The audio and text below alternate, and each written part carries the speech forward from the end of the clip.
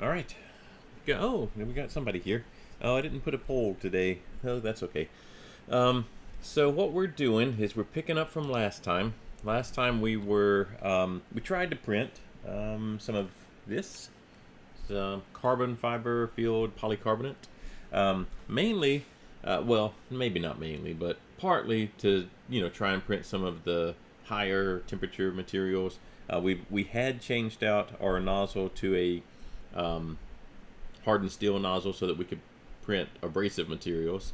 But the polycarbonate in particular, it wanted to be printed 240 to 280. So we tried 280. It did extrude. It wanted the bed at 100 to 110. We had the bed, I think I finally got it up to 85 or so. I didn't try going higher than that on this bed, but it wouldn't stick. We did also try this. We did also try to see if the bed weld. Now this bed weld is not formulated specifically for polycarbonate, but we tried it. We didn't try any of the other usual like glue stick or hairspray. We didn't try any of those. What we were going to do is we are going to change to this nozzle. So this is the box for the Creality Spider Hotend Kit. So this is an all metal hot end. It's right here. It's the little hot end. It looks nice and it feels nice too. It's nicely made. It's a lot of nices. But if we have an all metal hot end, then we can bump the temperature up a little bit more than what the non all metal hot end is able to do. Non all metal hot ends, just your regular hot ends, have a piece of Teflon inside of them. It's either the tube. Let's go over to the printer. Here's where we kind of left it. It's either this tube goes down into the melt zone, or there's a liner inside the heat break that is also the same material.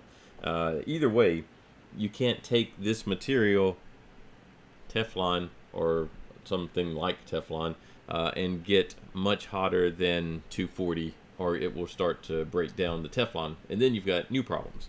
So these all metal, not this particular, but all of the all metal hot ends, they don't have a tube that goes down into the melt zone area. So it's all metal in the melt zone area. Either in this one, we looked at the heat break, you can barely see it in there. This particular one is a bimetallic heat break where it's copper and titanium. And so those are metals, and it's only metal in the melt zone. The tube, the Bowden tube, still does go down into the heat sink area, but that's okay. Usually it should be that while this is printing, the heat sink area, red on this one, is slightly above room temperature. You can touch it without much problem. If that area is getting warm, then you've got problems that are going to show up in clogging. So what we were trying to do is to get, can we get an Ender 3 to print polycarbonate? Kind of just to see if we can do it, but also because I want to print one of these over here. Let's find, oh, I probably didn't, let me get it connected to the right page. There we go. So one of these. So it does say, so this is, oh, you can't see the link. I think I put in the description for YouTube and on Canvas, I think I put the link to this site so you can see it if you want to. It does say you can print these in PLA. It says PLA is fine. Carbon fiber infused PLA is better. So we could do that just the way we are now with our hardened nozzle. You would want a hardened nozzle for this much printing. This is a violin. You didn't figure that out. I don't know if it shows a picture of the assembled violin. There's one. All right, so you can print carbon fused PLA on a regular Ender 3 as long as you changed out the hot end to a hardened steel hot end, because of the carbon fiber will eat away the nozzle, certainly in the amount of time it would take to print this. So we could go ahead and just use carbon fiber PLA, but he says carbon fiber infused polycarbonate is excellent, but runs too hot. He's printing on a Prusa, don't print PETG for this at all. So I assume maybe the density of PETG just doesn't sound right. Maybe, I don't know. He didn't he doesn't explain why PETG is not what he wants on this one. But maybe it's too stringy. I don't know. The print should take 2 to 3 days. I think that's printing everything. I did load up one of these pieces in Cura, and well, now right now our printer has that 0.8 millimeter nozzle, so we can print really thick. And it was 10 hours, 10-hour print for one piece. So yeah, 2 to 3 days for all the pieces seems probably about right. But I want to try and print one in polycarbonate, carbon fiber infused polycarbonate. So basically this stuff that we're trying to print, because it is carbon fiber filled polycarbonate. Our next step is, well, maybe if we get this hotter, then we'll be able to print. Now, one thing is our new nozzle, this guy. This is one of the, I'll put it down there so it's not quite so blurry. That nozzle is not a hardened steel. It's sort of in between. It is a nickel coated brass nozzle, and so it's not going to survive an entire violin being printed in polycarbonate. Oh, well, polycarbonate's fine. It's the carbon fiber infused polycarbonate. So we will have to change that nozzle. I don't know if I'll put the 0.8 in there or if we'll just print on a different printer. I do have another printer that can just print polycarbonate, but I kind of wanted to print it on the one that we're using for class. You know, what all do you have to do to get a $100 Ender 3 up to being able to print polycarbonate reliably enough that you can print functional things? There's probably other things we're going to have to do, but that's okay. All right, so I've got the printer off, so none of this is hot. Oh, actually, you know what? It has filament in it, so I need to heat it back up and get the filament out. If I start trying to take the nozzle and all of this off of there and there's filament in there, then it's just going to be a pain. So I do need to get the filament out of here. So let's get that going. It currently has that polycarbonate, so I'm going to have to heat it up pretty hot. Let's go all the way to 240. Whoops. It will extrude at lower temperatures, 220, somewhere in that range. But I want to try and remove the filament entirely, not leave a lot of traces of it. So I want to heat it up to 240. That is one thing, while we're waiting on this to heat up, that is one thing to be aware of, is that if you switch between filaments, maybe filament types, maybe you print PETG one time and then you go back to PLA, they melt at pretty good different temperatures. So PETG you might be printing that at 230 or higher, and PLA you might be printed at 200 or so. And if you don't get all of that PETG out of there, when you go back to the PLA, then it can get a little bit difficult to print because you're printing at a lower temperature, but there's residual PETG in the melt zone area, and it doesn't want to melt quite as well, so you might have some flow issues. If you do that, then first of all, just try to get all the PETG out to begin with. But there is a process called, it depends on, you know, what person you're talking to, but it's either an atomic pull or a cold pull, where basically you heat up to printing temperature, and then and then you push the filament through a little bit to get it all in the melt zone, because some printers will retract at the end of a print so that there's kind of just a little bit in the melt zone, but not everything. So you push it through, and then you set the temperature of the nozzle to drop down. So a couple of weeks ago we talked about glass transition temperature. So you drop down to right around that glass transition temperature for whatever material you're printing, and then you pull, like physically pull. You don't do the move extruder motor process, but you physically pull the filament out of the nozzle, and what you're hoping for is kind of a softened but not viscous, you know, it's not flowing anymore, material that pulls all of the stuff out of the nozzle. And so you can find more instructions on that on atomic pull or cold pull. and they'll give you temperatures for different materials and that sort of thing. It's relatively easy. It also works if you think you've got some kind of particle stuck in there. Maybe you've been printing glitter filament and you think you might have glitter pieces in the hot zone, melt zone somewhere.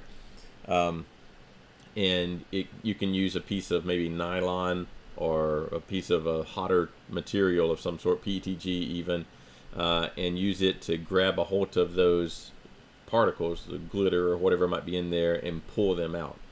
All right, we're at 240, so let's get this stuff out. So I'll push in a little bit, and then we'll just pull it out. I'm not doing a cold pull here. I'm just trying to get the filament out because I don't want filament in there. So let's turn it off now. It is going to be hot for a while, so we'll work around that. I think it'll be all right. All right, so I just left everything from last time. This is the little box that everything came in. It did come with a little set of tools. This is not part of it. There was a insert. Here is our printer. It has a very special shape silicone sock for it. Even says Spider on it. We'll try using these tools. Well, some of these tools. And let's get this not scraping the bed. So I'm going to raise it up a little bit. I'm twisting the Z lead screw to move it. And then we'll move it somewhere in the middle. When you move things around manually like that I just did, you might notice this fan or even this screen flicker on. What you're doing is you're back driving the stepper motors that are controlling all these systems, and they become generators, and so it kind of powers the system. It's not a great thing to do over and over, like intentionally back and forth, but the amount I did is fine. What you wouldn't really want to do is try to move things around so much that you cause the machine to boot and then it doesn't finish booting. There's a slight chance of some problem. I've never had that problem happen, but I wouldn't intentionally try to do that. But it's okay if you move it around and you notice the fan comes on, or even if the screen might flicker a little bit, but I wouldn't intentionally try to do that. All right, so let's get this shield off because we need to get into there. Let's just use the tools that they came with and see how useful they are. What has it got here? Oh, it even gave us some thermal grease. I guess if we took this apart, maybe because we wanted to change out the nozzle, then this would, oh, you know what? No, this is for, we need to insert a, the heater in here. And so the thermal grease will give a better conduction between the heater cartridge and the heater block. So that's what that's going to be for. There's probably instructions. I actually don't see even a, oh, yes, it's in the box lid underneath the thing. No, that's printed on there. Or is it a... No, it's a separate sheet. So there's the little instruction manual. So, oh, that's a nice, actually that's a nice exploded view of a hotend. Maybe I'll have to copy that and put it on the web page so you can kind of see all of the exploded view of the parts we've been talking about. I've been drawing them, but this one's nicer than my drawings. So basically, take the old one out, take out the thermistor and heating tube, take the Bowden tube out too. Doesn't say that, but we need to do that. Put it back together. That's kind of what it says. So, okay, so it does mention that on the thermistor, put the thermal paste on there for better conduction. I don't think it said that on the heater cartridge though. Yeah, it doesn't actually say to use the thermal grease on the heater cartridge. Okay, we'll just use it on the thermistor. Let me just check all the instructions. There are not many instructions here. Remove hotend, detach, reattach thermistor and heating tube. When installing the thermistor, apply the thermal paste. That's it. Okay. All right, so let's take this apart. Oh, what is... Oh, okay. I see what that's going to do. All right, so one thing I noticed is this works, but this is super short. It's just barely long enough to reach there. So a longer one would have been nicer here. But it does work. So let's not set the, I've set these here before and end up knocking them off, and inevitably they will land in this little channel right here, like this filament is, and makes it hard to get out of there. So I'm going to put it on the table. Okay, let's get this one out. Again, I'm only using these little skinny tools because that's what they, or short tools because that's what they came with, but I think I'd rather get longer than that. All right, so let's just set that out of the way. Let's go ahead and take the silicone sock off of this one. This is probably, yeah, I can actually feel heat radiating from it. Got a little bit of our polycarbonate in there. Okay, so this this little tube, it should have a little plastic spring clip on there. If it doesn't, then if you're having stringing issues or clogging issues, it could be that you need to put one of these in here. They just slide, if I can get it out, they just slide out. If you've lost them, there's usually an extra one in your little kit that came with the printer left over, and if you don't have that, they do have files on the internet that you can print these little things, these little spacers. What they do is they keep the plunger here from moving up and down, really we're moving down. And if these are not kept that way, then this tube might be allowed to move up and down here, or back at the, it's off your screen, but back at the feeder. And what that'll do is it'll mess with your retraction, because instead of the filament moving back and forth, it might be the tube moving back and forth a little bit. Like it might be a millimeter or something, but your retraction distances are only 5 to 6 millimeters, so it's a pretty significant amount compared to what your retraction is. So if you're having trouble getting your retraction setting working, check to make sure that you haven't lost this little guy here and back here. Oh, if I can find how to make it look at it. Can't get the camera. There, right there. All right. So I'm going to put that down. I'm mainly stalling because this is still hot. All right, it's not too bad now. All right, so now we take these off. Or we could take these out. I think I'll go ahead and take these first, and then we'll do the heater and thermistor. They did, I think, give me, whoops, new ones, but I'm going to hold on to these just in case. Oh, you know what? Before I get this one out, let's get this tube out of here. So how you get the tube out is you push down the plunger. That's why I took the little blue clip out, and then you pull the tube out. Sometimes that is hard to do.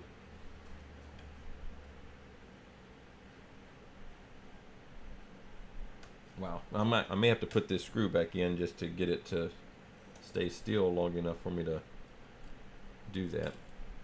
Let's get it. There we go.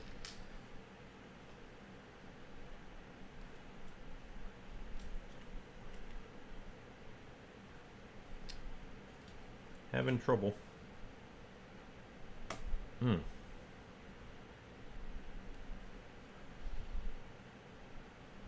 So the other way you can get this out is you can take this fitting, the whole mechanism here, you can unscrew that, and then that'll at least get this out of the way. It looks like our new one is kind of embedded in there. It also has its clip on there, so we will have to get rid of that, but I'd rather, let me get some pliers that maybe I can push down on this.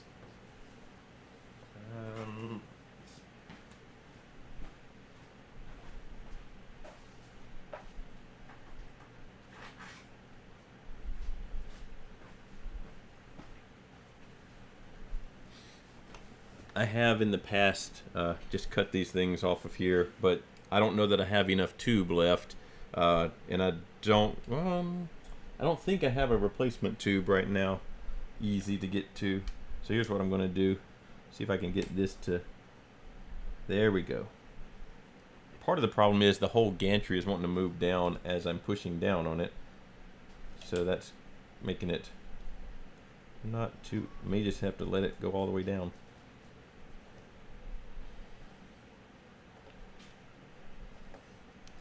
Still having trouble.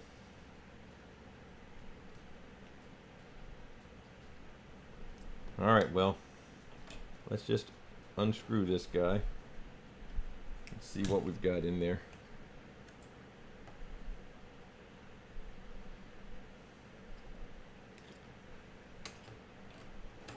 These are not the right tools for doing this, but it's working.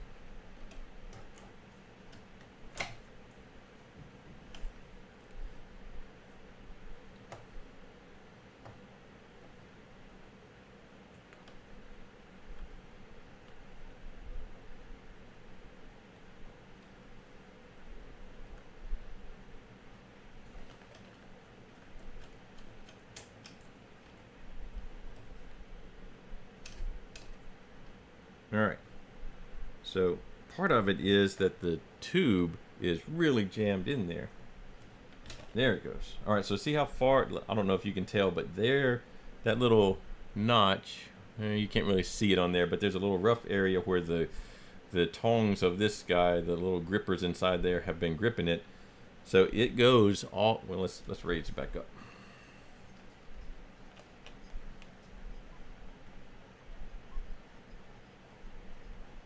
So this goes about there. So it goes way down into right at the end of the nozzle. Maybe now I can get this to release a little bit. There. So now it came off.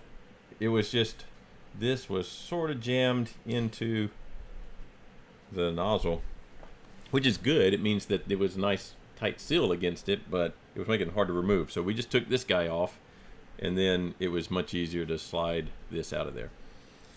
All right, now we can remove this assembly. I already had that screw mostly out.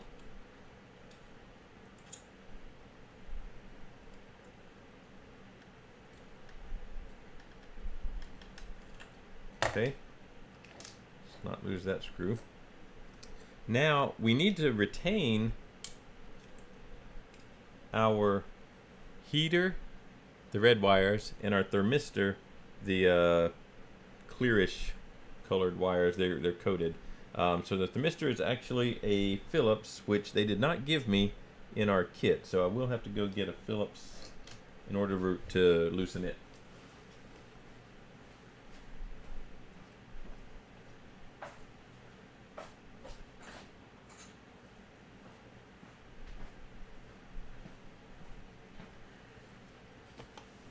Alright, so let's get the Phillips and get that out of there.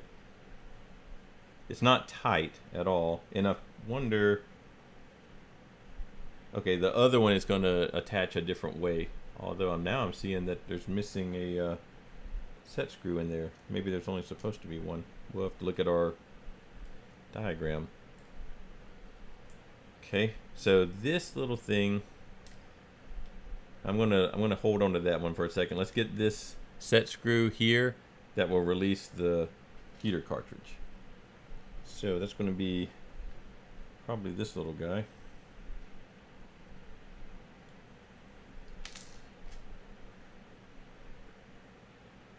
We don't have to remove this all the way, we just need to loosen it. And let's see if that did enough to, let's loosen a little bit more.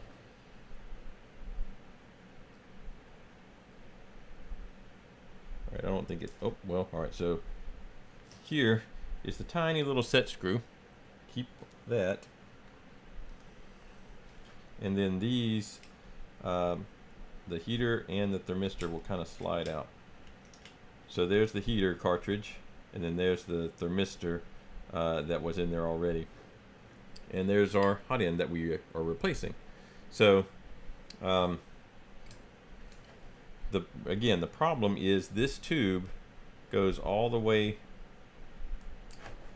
to there. You know, it goes down right beside, basically right there, right beside the heater. And so this material will begin to degrade at 240-ish Celsius. So I can't really print much above that, or I will get clogs all the time because this tube is going to deform. Eventually it'll scorch, and then eventually it'll melt. All right. So here's our new guy. It is going to need, it's going to basically mount right here in the same spot. I don't know if it's exactly the same height. It's really close if it's not exactly the same. Actually, I think it's exactly the same. This is a Creality hot end, which this is a Ender 3s are Creality products, so it does look like it's made as a like exact. You don't have to change the Z or anything. It's just you bolt it in and it works. We'll see if that's true or not, but that's what it looks like. All right, it is quite a bit heavier. Let's see. I had a scale. It feels quite a bit heavier.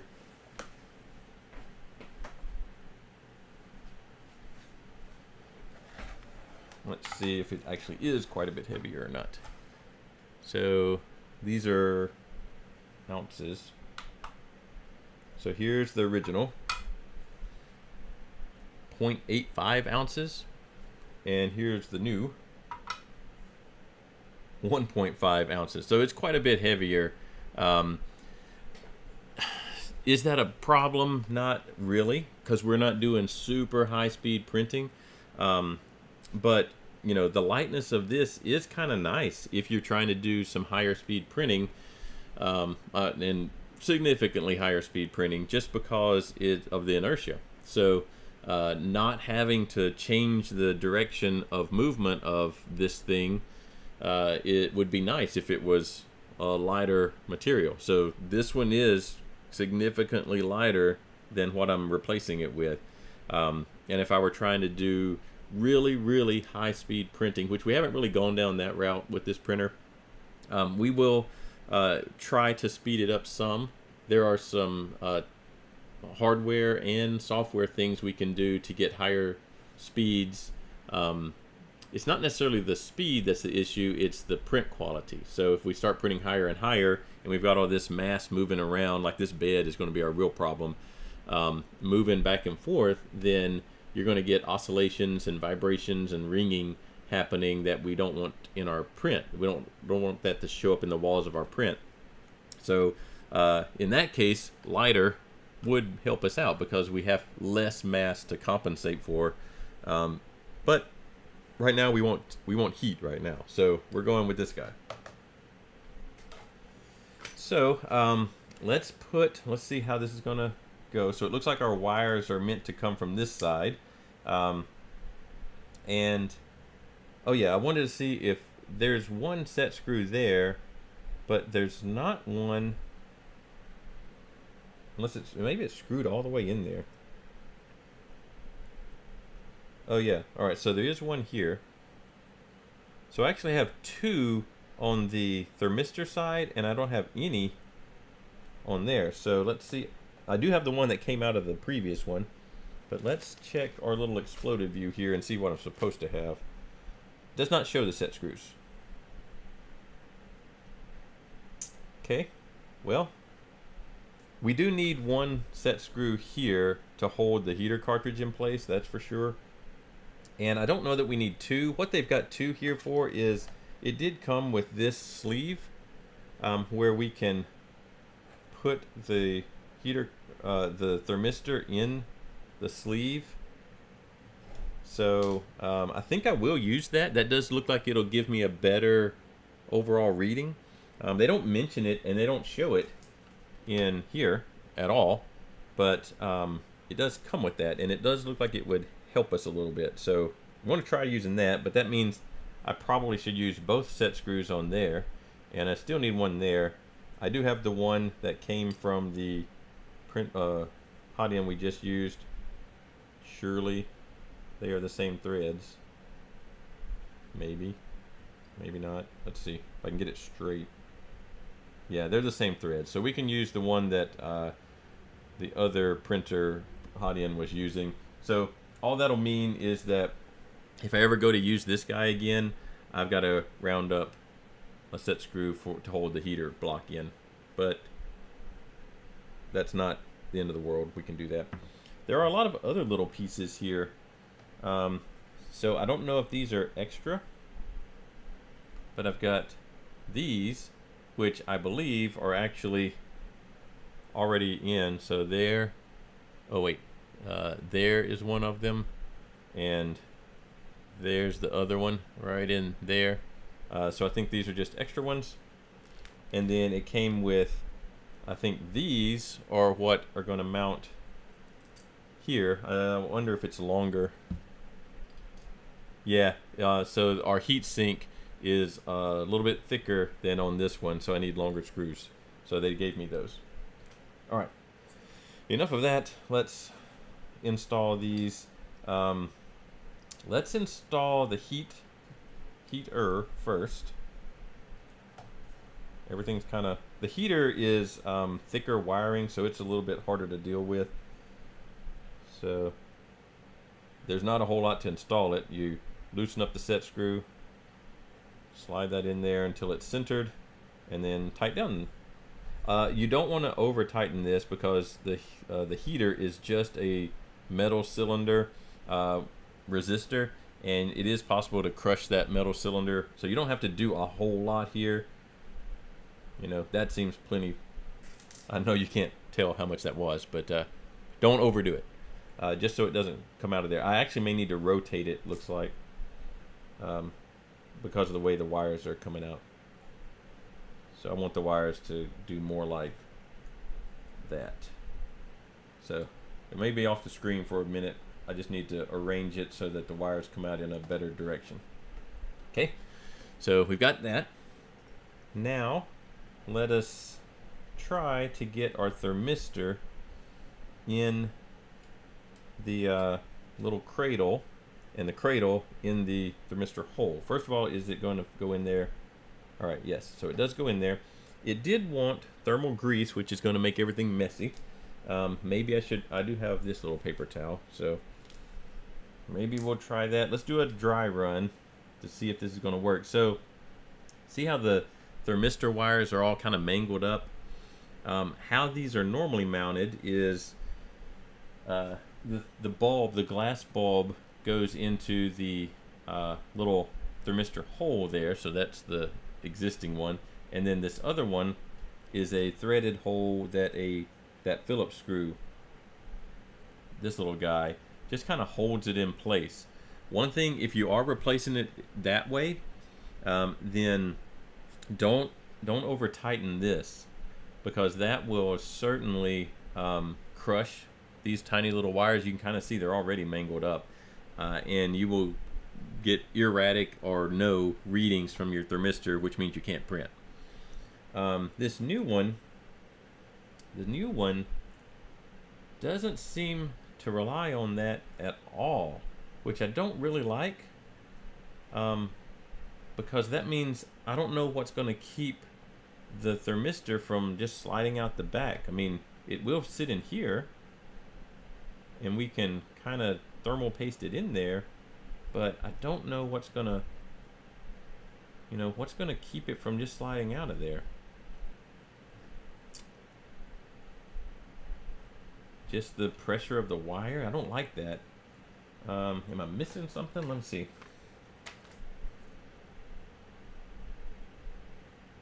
All right, so first of all, on here they have a slightly different setup. They've only got one set screw there. Oh, upside down. But I think that's just what they're expecting. The thermal grease itself will just hold it in place. All right. Not super happy with that. So what'll happen is if this thermistor comes loose during your print or anything like that, these printers rely on feedback from the thermistor to, you know, heat up and cool, or well, heat up and let the block cool down. And if it's not getting the right readings, then it will continually heat. Like let's say your thermistor's out in the air reading ambient temperature, it thinks that's the temperature of the block, and it will keep heating the block until disaster. So hopefully your printer has a protection enabled called thermal runaway protection that guards against that exact thing, that if something goes wrong with the thermistor, then it will decide that, you know, this doesn't seem right.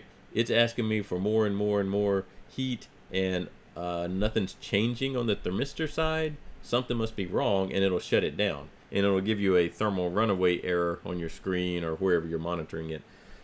So I just don't see another way that this is going to do what it's going to do. So we'll try that. I don't like it being completely unsecured in there. I mean, this grease is only going to do so much.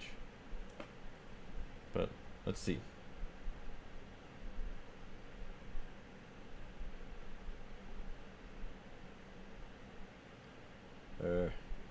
Now this doesn't look just like grease. This looks like thermal paste, which is a different thing altogether. So if this is thermal paste, it says thermal grease, but if this is thermal paste, then try not to get it on. It will stain. It's hard to remove. I do have some IPA over here, but which will remove it if I do get it on someplace I don't want, like the heat block there. But it will form a pretty tight connection here if that's what it is. All right, so trying not to get this on me. I should have done this part first and then the heater.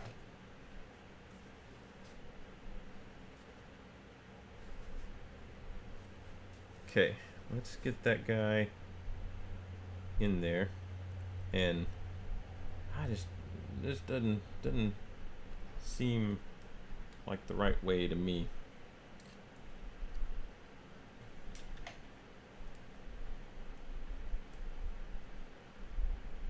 Particularly with the fact that the wires are already kind of misshapen from being tightened down previously the way that they were. It really wants to not stay in that hole, which will be a major problem. Let's tighten down the little copper, brass, whatever material it was, housing there, and see how that goes. So what it looks like to me is that this setup is really meant for a cartridge thermistor. Let me see if I can find a picture of.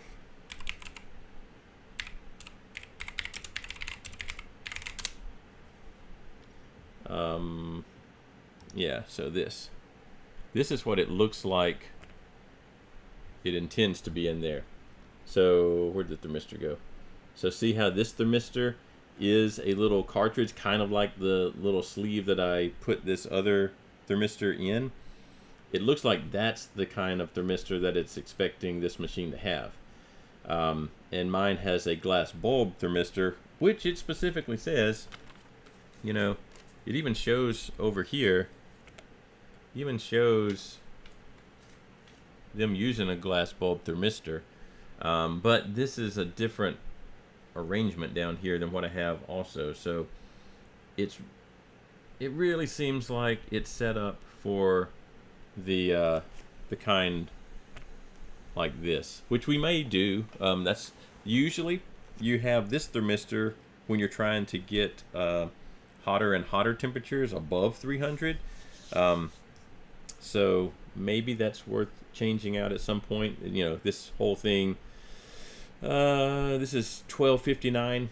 Now the thing with this is you do have to change your firmware to tell it you're using this kind of thermistor, because this thermistor does not have the same profile as the glass bulb thermistor, and so it doesn't, it'll give you the same type of data, but you have to calibrate it differently.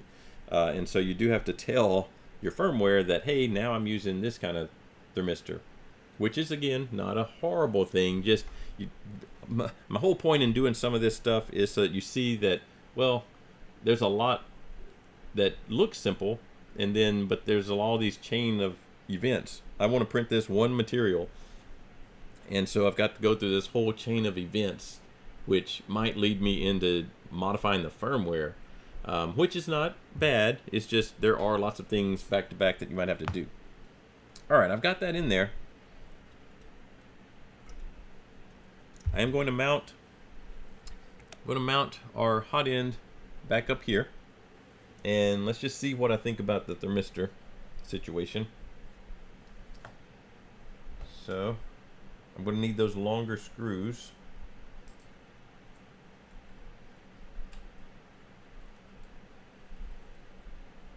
Where'd the other one go? There it is.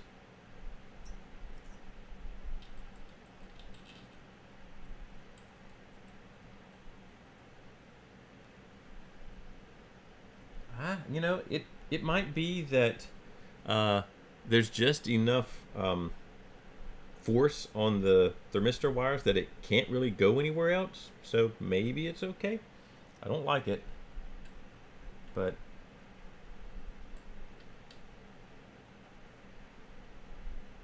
we'll see how it goes. That looks a little bit crooked. Oh yeah, there is a little bit of a room to, this can rotate a little bit. I'm just trying to get it where it looks pretty much straight.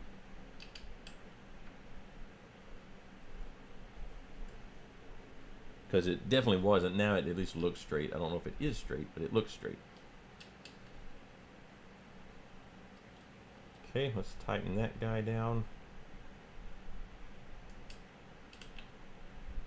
Okay, we need to take this little orange clip out, and we will reinsert. We could cut some of this off because we're definitely not going to need all of it. I'm going to leave it all on there for now. So that's as far down as it goes. And we will clip back in. Make sure that's tight. It's not as big of a deal here because the end of the Bowden tube is not in the melt zone, but in the previous one, I don't even know where I put it now, but in the previous one, if you had a gap between this tube and the end of the nozzle, then that's a prime place for oozing between that gap, which would create a clog.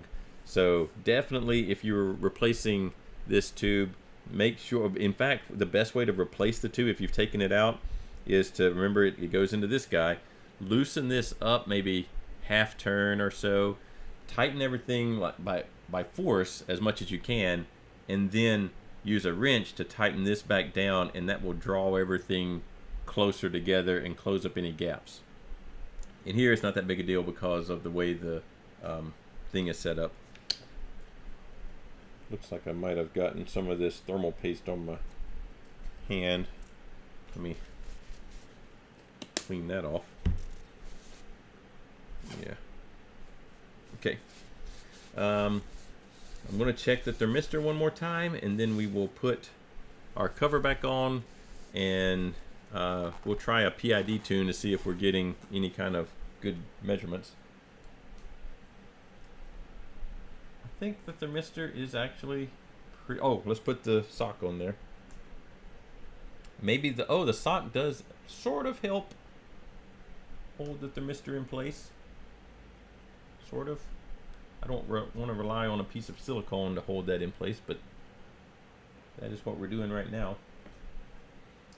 And then the fact that these wires will be kind of pinched in there, hopefully that's going to hold everything secure. All right.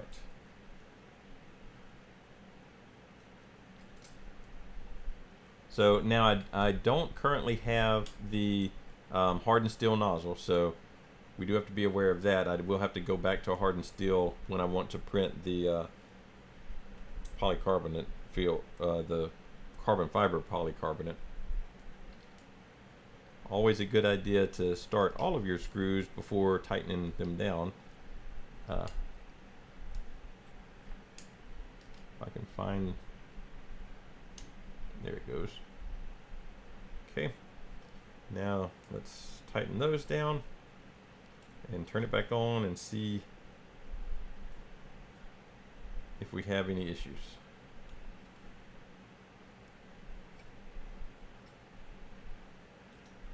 Okay.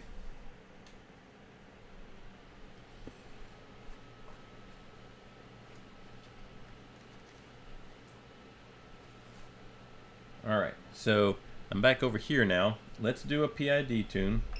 Oh, well, first of all, the nozzle temperature shows at 28 and the bed at 27. It's a little bit warm out here. I'm not like in the house itself. I'm more in a shop, so I can believe those numbers are realistic, and they're not that far from each other, so they're both reading about the same. So the thermistor is actually functioning, but it would do that even out in the air. Now we're going to heat up the, well, we're going to do a PID tune, so that's in configuration, advanced settings, temperature, and we will do 205 as our printing. Oh, actually, let's do a hotter one, since let's do 220.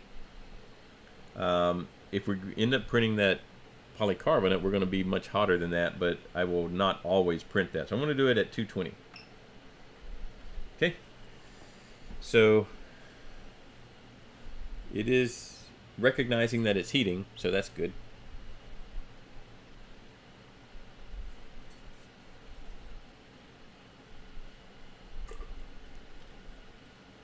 And it does seem to be working normally. It's heating at a decent rate. I think it will be wise for me to get, I don't think I have one of these cartridge type thermistors anywhere convenient. So it might be wise for me to go ahead and buy one if we're going to keep this hot end on here with the it's expecting a cartridge style thermistor. There's not anything wrong with them. They are made for hotter temperatures. I'm not seeing, let's see, where they max out at. It's probably written in here somewhere.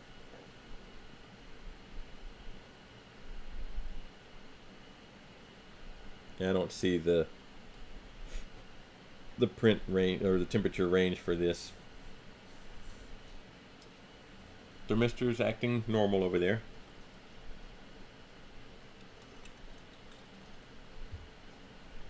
So let's just see. This is a NTC 100K 3950 thermistor.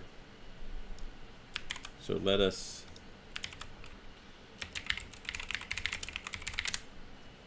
see. Well, now this one says it doesn't go any hotter than 300 Celsius either. But it says that's a glass thermistor, so that doesn't seem right. Unless, I guess maybe inside of the cartridge is a glass thermistor. Okay, so the NTC 3950 can go up to 350 C. So that gets us a little bit hotter than what I've got on there now. I believe maxes out around 300. Or, well, it doesn't like max out, it just becomes non-linear and you can't predict as well. So what I'm trying to do is get a thermistor that is linear, you know, the response is linear in the range that I want to print in. And I believe the one that comes on the Ender 3 becomes non-linear above 300-ish degrees Celsius. And so it might not be bad to get this kind of the 3950 which can go up to 350 and still be linear. We would have to change out the firmware, but we're going to do that in a different way later anyway. I can smell the heat paste or the thermal paste kind of burning off a little bit, but that's okay.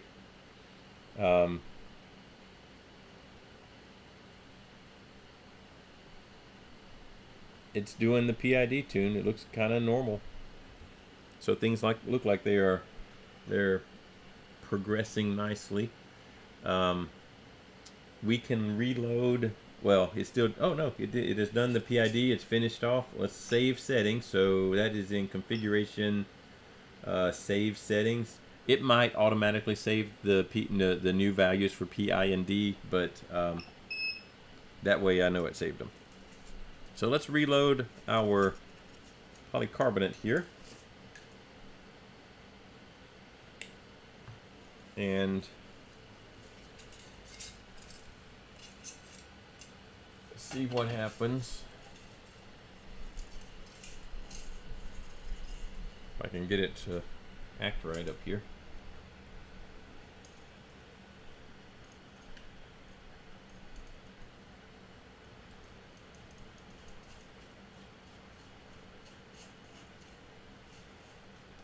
Okay. I suppose I still have the polycarbonate vase on here. Let's clean our bed because I've been all over it there, and it does still have, oh, here you go. It does still have some of that residual stuff on it that we tried last time for sticking. But I kind of wonder if I was supposed to put the glue on while it was cool and then let it heat up. I put it on when it was hot, and maybe it flashed off too soon. I don't know. But let's look and see best adhesive for printing polycarbonate. I was typing that in. Let's see.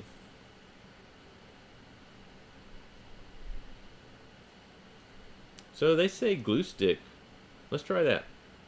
Actually, build tack, which this surface is more or less a build. It's not a branded build tack, but it's a similar thing. But let's try glue stick.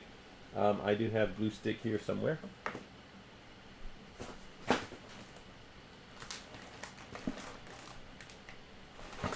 Ooh, if I can find it.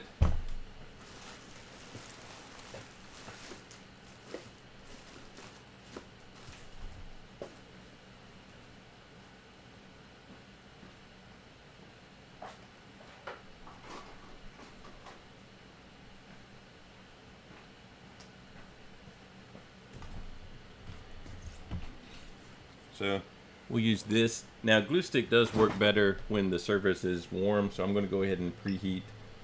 Let's just preheat to ABS temperatures, because that's going to be, it's going to go hotter than that anyway, so let's preheat it to that. And once the bed gets up to maybe 40 or so, it's at 29 right now. Once it gets up to about 40, we'll put the glue stick on. Looks like I do need that to be out of the way a little more. I guess I could have moved this. So we'll just put some glue stick. We're just trying to print a vase like this one, and see how that goes. It does look, I'm looking at the internet right now, it does look like there are some particular things like this one that are for polycarbonate. I don't know if I have any of these or not, but if I do, I will get one of those, or maybe we can order one. They're like $25 for something like that. And if this doesn't work, we do have some other tricks. Remember, we have our print surface that we can change. Oh, we can do this now. PEI is one of the materials that seems to work well with polycarbonate, so we can try that. I just was saving that because we don't have a bed sensor, and I didn't want to scratch the PEI or a nozzle sensor, you know, a height sensor probe over here. We will do that. Actually, maybe that's the next thing we should do, is get the probe going. All right, so this is kind of heated up. We've got some glue on there. Let us try to print our polycarbonate vase. Now, I had it set to 240, but I'm going to manually override that on my screen once it starts printing to print it at a hotter temperature.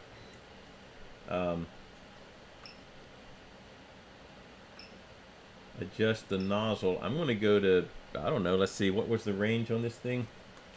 240 to 280. Let's go to 270. Oh, wait. All right, so I can only go to 260 on here on my screen because, oh, let's go ahead and adjust the bed. How hot will it let me do the bed? It'll actually let me send the bed to 100, it says, so let's do that. It may never get there, but let's try.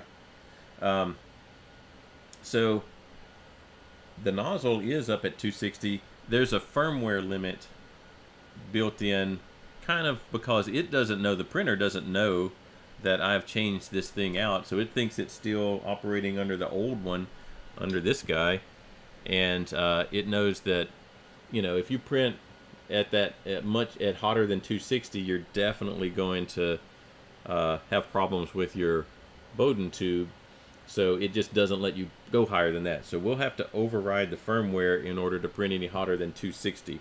But 260 is exactly in the middle of our range here, so we'll try 260. So we've got glue stick on the bed. The bed is trying to get to 100. It's at 77, and the nozzle is at 260. The bed may take a long time. In fact, there's a fan over there. Let me turn that fan off to help it get a little bit hotter.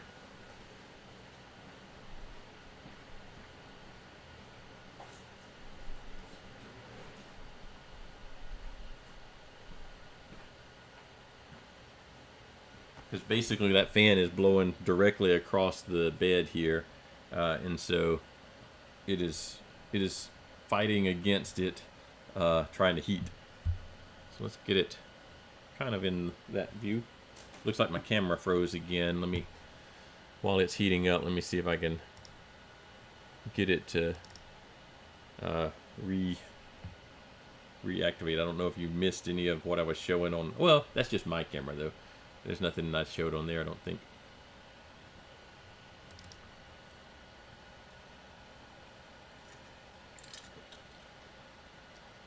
Bed's at 87.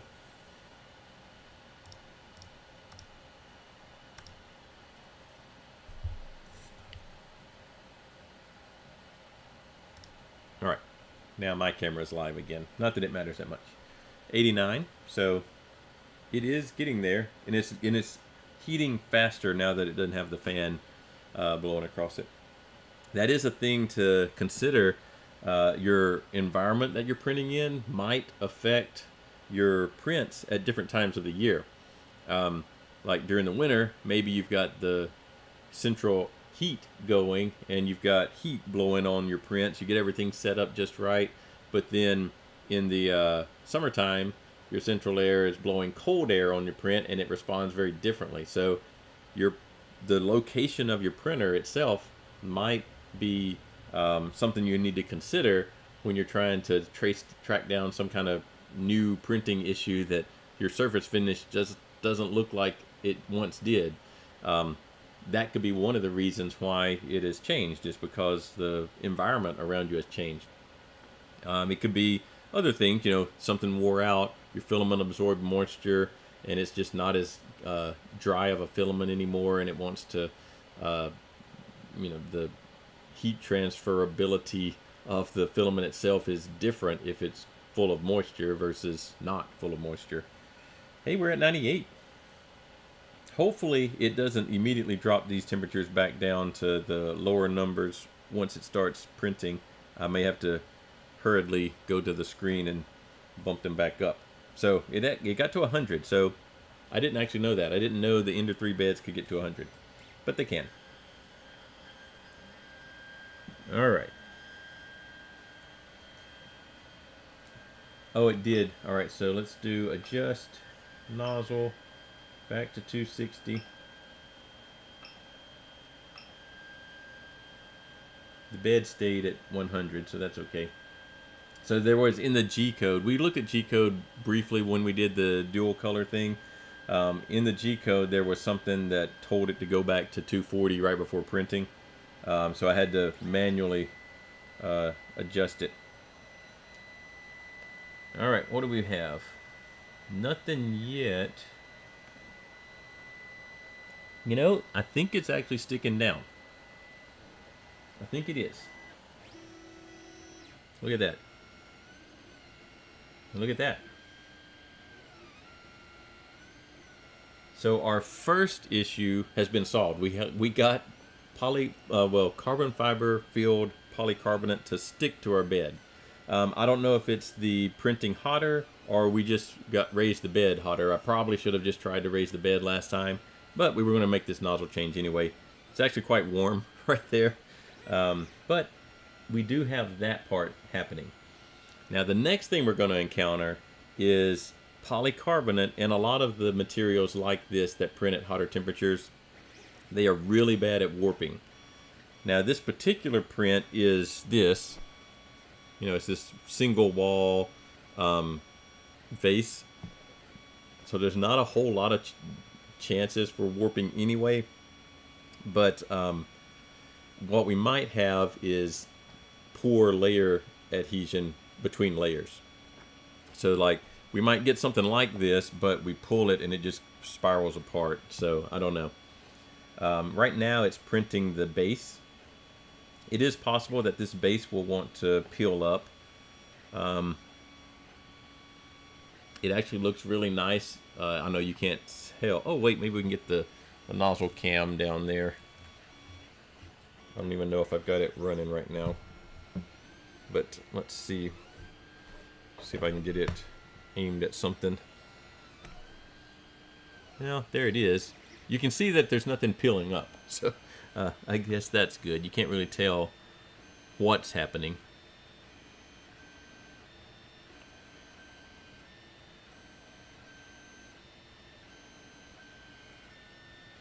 It's still doing. I don't remember how many bottom layers. I think I might be on 4 bottom layers on this thing, so it might take a while to get through the bottom layers and then start building up the vase itself. Our temperatures here are holding on the screen. They're holding fine. So that gives me a little bit of confidence that our thermistor hasn't just fallen out.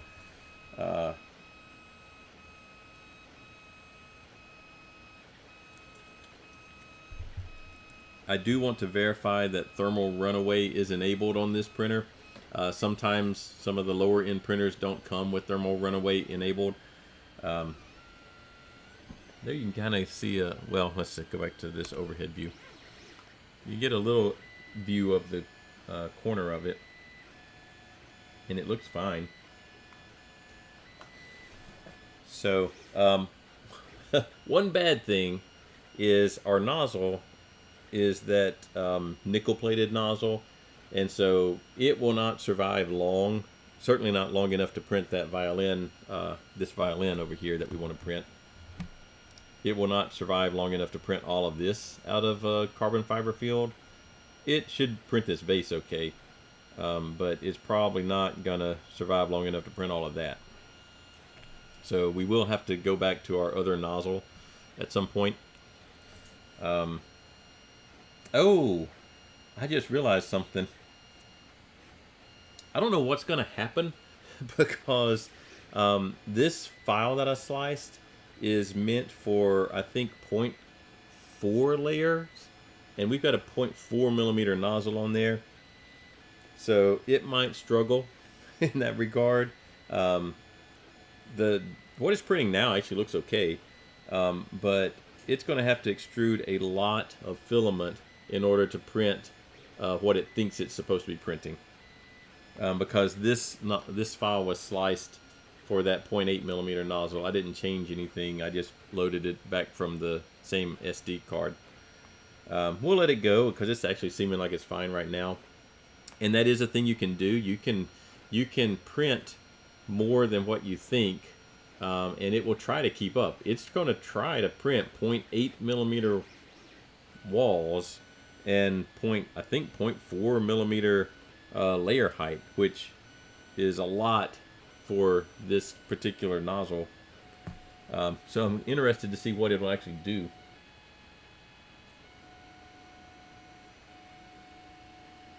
I mean, so far it actually is keeping up.